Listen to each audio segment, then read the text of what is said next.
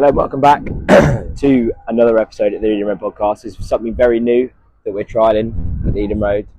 We're thinking about doing like immediate max reactions for quite a while, but we never had the equipment. First of all, I've got a mic on me, as you can see there, and we just thought this season, as well as the podcast, we're still going to be doing that probably Monday or Tuesday, depending on when the people can get available.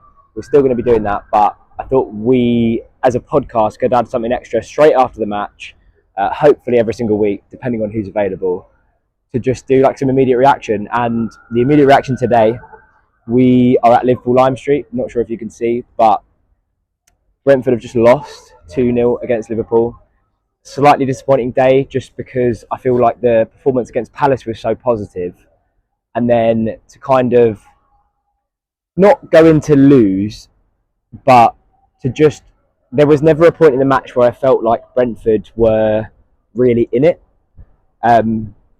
It was almost like, and it's not a criticism of Thomas Frank, but sometimes it just frustrated me. I was speaking to fans beforehand, and it was almost like sometimes I just wish, and granted we had that amazing record against the top six a couple of seasons ago, but sometimes I do just wish he just went into games thinking it is a free hit. And I know you can't think like that as a manager. I know it's virtually impossible, but sometimes I do want Thomas Frank to almost go into the match against Liverpool and think, do you know what, there's better players than we have all over the pitch, so maybe going toe to toe and maybe going for it and actually setting up in a 4 might be more beneficial than setting up in a 5 and sitting back a bit. But you know, I want to temper that with kind of the fact that it is Liverpool, and they did look really good at points, especially when they broke on us, especially when they found space. I mean, Salah, he just doesn't look like he's ever going to stop, and it was difficult to kind of get into the game purely just because I think man for man, when you go across that Liverpool front line, especially their front line, but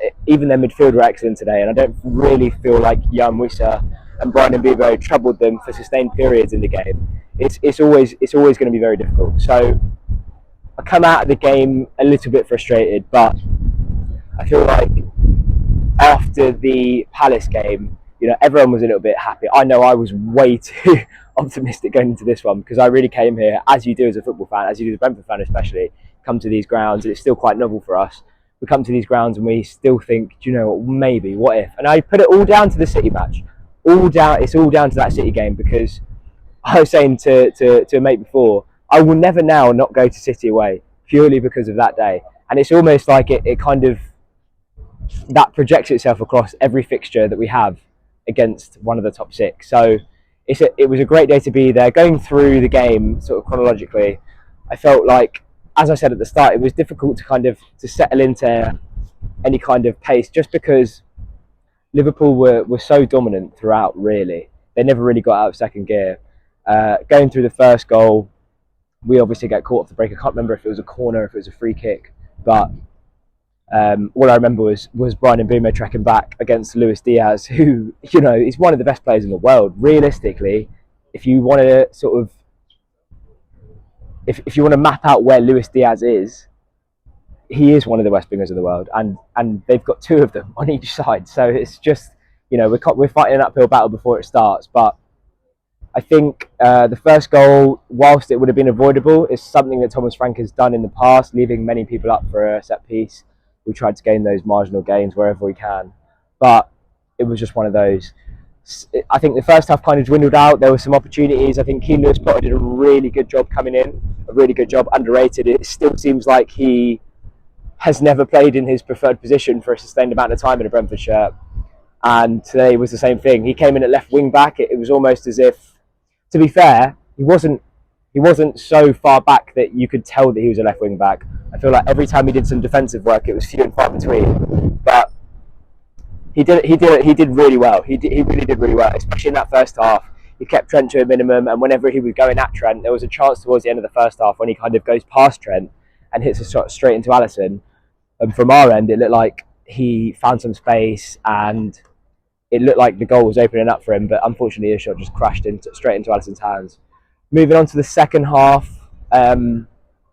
again, difficult. really, really, really difficult. It was, I think everyone kind of expected after the first half it was a little bit flat for Brentford. Everyone kind of expected, we're going to give them a right go in the first kind of 10-15 minutes, and that's when the game really became quite end to end. And that suited us because we wanted a goal, but at the same time, if you leave yourself open and you commit men forward, it's always going to pose problems when Liverpool get in that counter attack, and that's exactly how the second goal happened. I think Brian Mbeumo goes down for what we thought was a penalty, but it turned out he was offside. But it was the killer moment because we were just kind of getting into the game, and we were getting not chances, but we were having a bit more possession in their attacking third, and it was just a bit of a sucker punch. We get caught in the break not long after that Brian Mbeumo penalty incident, and Salah does what Salah does. So it was.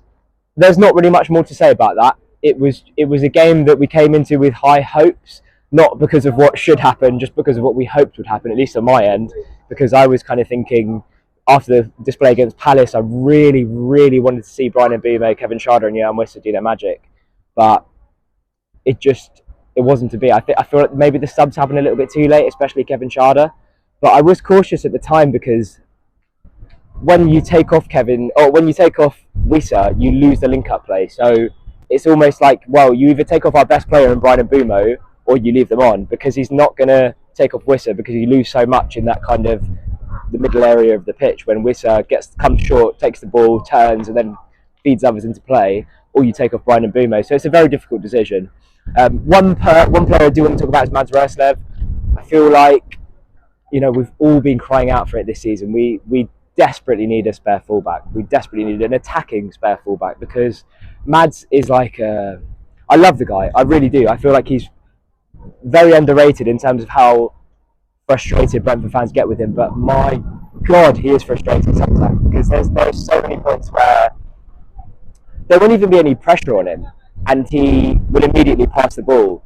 And I just think sometimes just back yourself a little bit, because the Mads Roerslev we've seen in the Championship, and we've spoken about this so many times on the podcast, the Mads Roerslev that we see in the Championship was so different to the Mads Roerslev we've ever seen in the Premier League, because in the Championship he would get the ball and try to beat someone, but this time it's almost like he's a touch scared to lose the ball, and then that hesitation also makes him lose the ball a little bit more. So he's kind of caught between a rock and a hard place, and he normally, more often than not, he'll play the safe pass, he won't go for it, and it's just, sometimes watching him, I just feel like, especially when we're in that back five and we're trying to exploit spaces, there were so many times where Brentford would win the ball and there's a transition, there's a turnover, and the ball gets worked to Mads Roerslev and he dwindles and he stops on it and he gives the ball way too early before it needs to be, when I'm just thinking, fucking drive, go, you've got so much space, just go. Like, it is really frustrating, and it's going to be like a new Brentford. It's almost like two new signings in Rico Henry and Aaron Hickey, even though they've been at the club for quite a while. But it will be like two new signings, because that drive that you get from Aaron Hickey, that drive that you get from Rico Henry, is unequivocally different to what you get when you have Mads Roerslev on the wing. So, final kind of take-home points. I feel like I've been chatting for a while now, but final take-home points.